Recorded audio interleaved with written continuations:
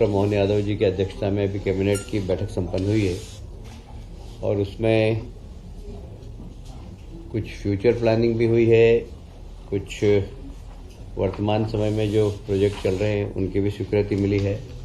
और सबसे बड़ी बात है, जो 16वां फाइनेंस कमीशन आ रहा है, 16th फाइनेंस कमीशन, आप सभी जानते हैं कि 5 साल के लिए राज्य सरकार को कितना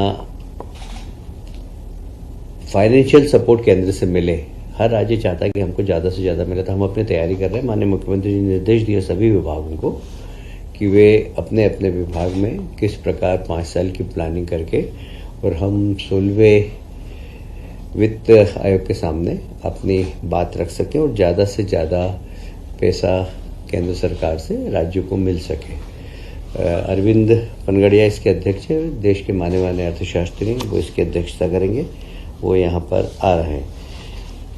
मुझे कहते हुए बहुत गर्व है कि जहाँ हमारे देश के प्रधानमंत्री का एक ध्येय वाक्य रहता है, ज्ञान पर ध्यान, और ज्ञान से उनका तात्पर्य है गरीब, युवा, अन्नदाता, किसान और नारी शक्ति। तो ये ज्ञान से ध्यान पे हमारी सरकार ने शुरुआत प्रारंभ कर दी है। माननीय मुख्यमंत्री जी के निर्देश पर हम युवाओं को एक नई दिशा, उनके कौशल का सही उपयोग, उनकी आर्थिक स्थिति सही हो, उनको गुणवत्ता वाली शिक्षा मिले, अच्छा स्किल डेवलपमेंट हो, इस दिशा में एक समेकित तकनीकी शिक्षा विभाग, कौशल विभाग, कौशल और रोजगार विभाग तथा युवा खेल कल्याण विभाग, तीनों विभाग मिलकर और स्वामी विवेकानंद जयंती पर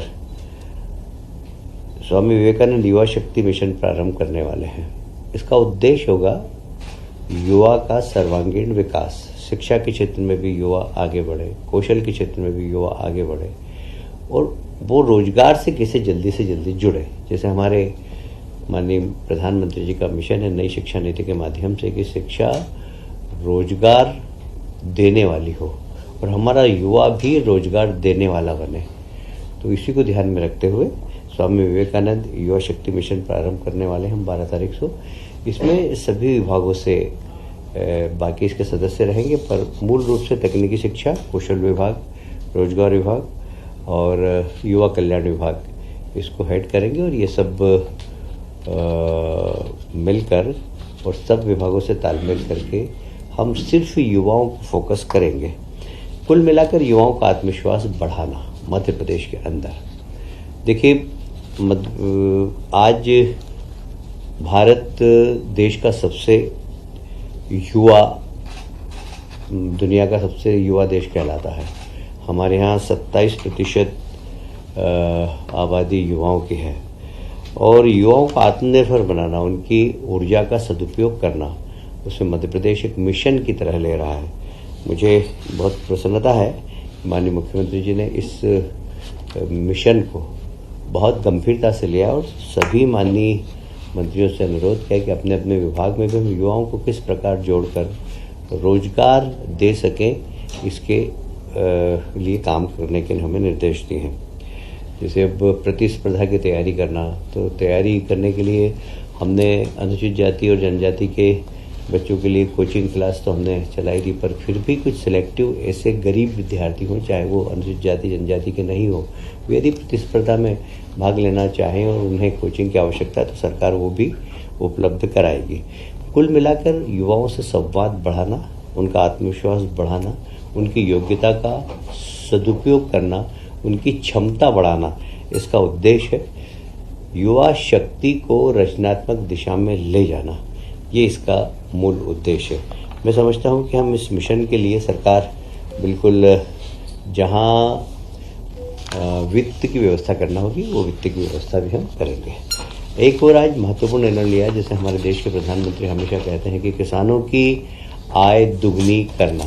तो किसानों से संबंधित जितने भी उपक्रम है, चाहे वो दूध उत्पादन का हो, चाहे मछली उत्पादन का हो, इन सब को हम कैसे वृद्धि कर सके, तो एक बहुत ही क्रांतिकारी निर्णय मध्य प्रदेश की सरकार ने लिया है। Madhya Pradesh state cooperative dairy federation और राष्ट्रीय डेयरी विकास बोर्ड, इसके बीच में एक अनुबंध हम कर रहे हैं और सारी दूध के उत्पादन, दूध का परिवहन, दूध का चिलिंग, दूध की प्रोसेसिंग, दूध की पैकिंग और मार्केटिंग, ये सब अभी किसान करता है। अभी हमारे यहाँ दूध डेयरी भी है और निश्चित रूप से जिस क्षमता के साथ चलना चाहिए उस क्षमता के साथ नहीं चल पा रही है।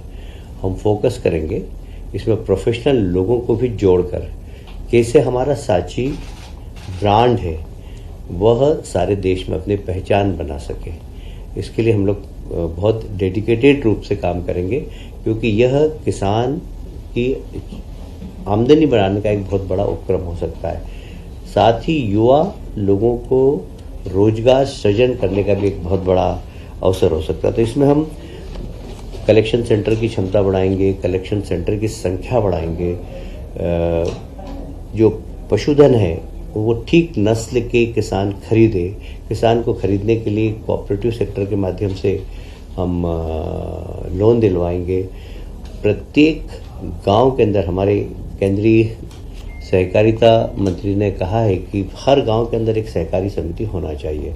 हमारे यहाँ 53,000 गांव है, सब में सहकारिता समिति बने, जिसमें दूध उत्पादन सहकारी समिति भी बने।